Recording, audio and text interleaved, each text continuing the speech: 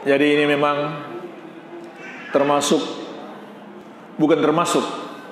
bahkan itulah musibah terbesar bagi bangsa Indonesia di masa sekarang. Jadi munculnya pemahaman liberal. Mereka inilah yang jadi buzzer bikin ribut di medsos sekarang. Orang-orang berpaham liberal. Ini termasuk bencana terbesar yang menimpa bangsa ini. Munculnya, tersebarnya pemahaman liberal, yaitu orang-orang yang tidak memahami hakikat toleransi, tapi mereka merasa yang paling Pancasilais, seperti PKI dulu, berlindung dengan tameng Pancasila, padahal mereka yang paling memusuhi Pancasila. Bahkan sila yang pertama, ketuhanan yang Maha Esa. PKI dulu begitu, jamaah sekalian. Mereka yang paling memusuhi Pancasila, tapi mereka mengaku yang terdepan membela Pancasila. Baru sila pertama mereka menentangnya. Ini terulang kembali. Pemahaman liberal ini mengatakan semua agama sama. Maka ini adalah kufur, bukan toleransi. Tidak boleh menyalahkan agama lain. Tidak boleh menganggap kafir non-muslim. Jemaah sekalian, ini bukan toleransi, ini kekufuran. Karena ini jelas-jelas menentang la ilaha illallah. La ilaha illallah bermakna la ma'budah haqqun illallah. Tidak ada yang berhak disembah kecuali Allah. Menentang kul huwallahu ahad. Katakan Allah itu esa. Tapi kita disuruh membenarkan orang yang berkata Allah satu dari yang tiga. Lam yalid wa lam yulad. Allah tidak beranak dan tidak diperanakan. Tapi pemahaman liberal mengatakan nggak boleh menyalahkan orang yang berkata Allah punya anak. Jelas-jelas menentang Al-Quran. Allah memanggil mereka ya ayyuhal kafirun, wahai orang-orang kafir. Tapi pemahaman liberal mengatakan nggak boleh sebut mereka kafir. Subhanallah, inikah toleransi? Justru ini melawan Pancasila. Karena Pancasila yang pertama ketuhanan yang Maha Esa. Beragama kita, ikuti agama kita, agama Islam, bukan mengikuti pemahaman liberal ini. Jadi itu bukan toleransi, itu kekufuran. Jelas-jelas penentangan terhadap Al-Quran. Maka jemaah sekalian, ketahuilah, mengkafirkan orang yang memang kafir, menyalahkan orang yang memang salah adalah ajaran Islam. Dan itu tidak bertentangan dengan toleransi.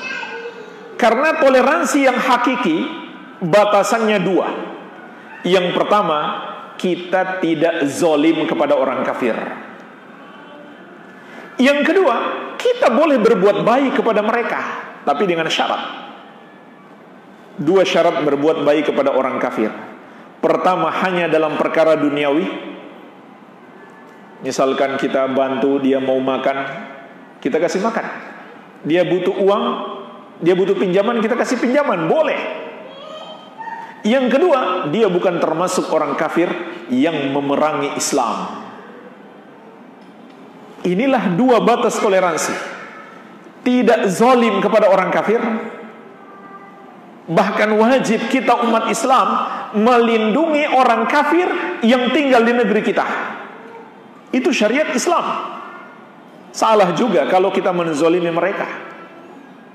Yang kedua, silahkan berbuat baik kepada mereka dalam perkara duniawi. Itulah toleransi. Tapi kalau mengatakan mereka tidak salah, mereka tidak kafir, nggak boleh salahkan mereka. Padahal Al-Quran jelas-jelas mengatakan mereka salah, berarti kita menentang Al-Quran. Maka ini adalah kekufuran. Hati-hati. Dan juga hati-hatilah pemahaman liberal ini sebenarnya walhamdulillah tidak laku di masyarakat kita. Masyarakat kita tuh dari kecil sudah belajar, setiap anak seorang muslim, walhamdulillah seawam-awamnya seorang muslim, dia belajar kul huwallahu ahad.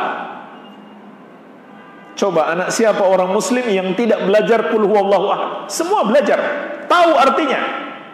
Allahu samad, lam yalid wa lam yulad. Allah tidak beranak dan tidak diperanakan. Makanya pemahaman liberal ini enggak laku sebenarnya, kecuali kepada para pengangguran yang dikasih uang kemudian disuruh jadi buzzer.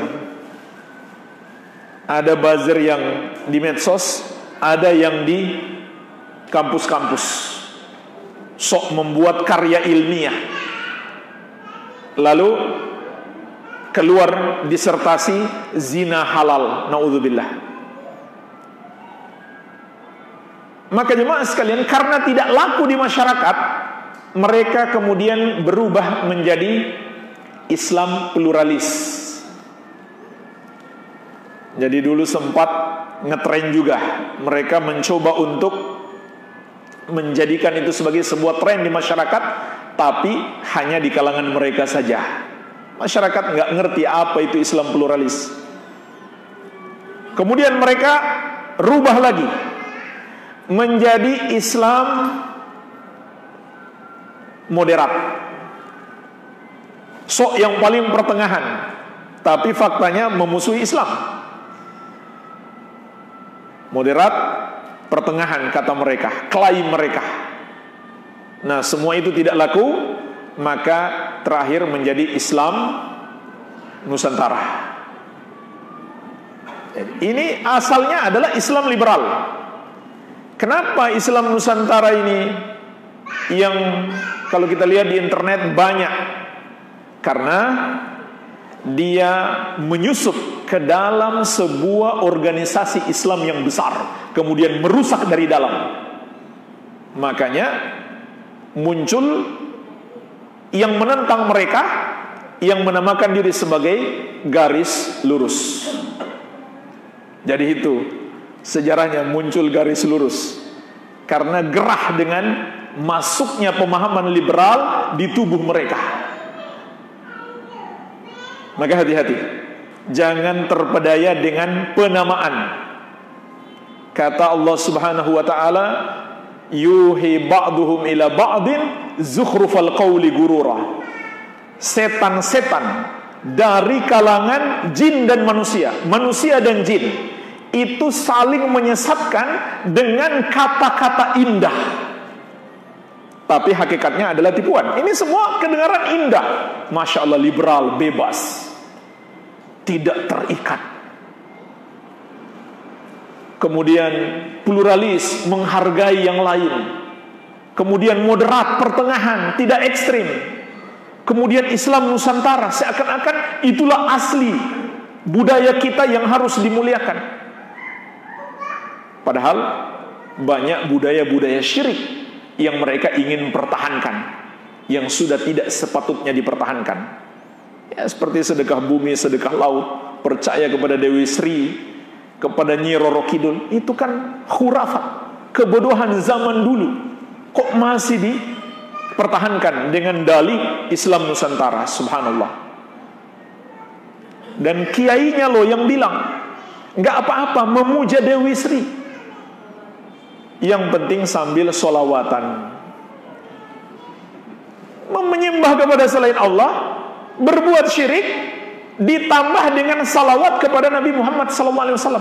Ini penghinaan kepada salawat, penghinaan kepada Nabi Muhammad SAW, karena beliau yang paling menentang kesyirikan.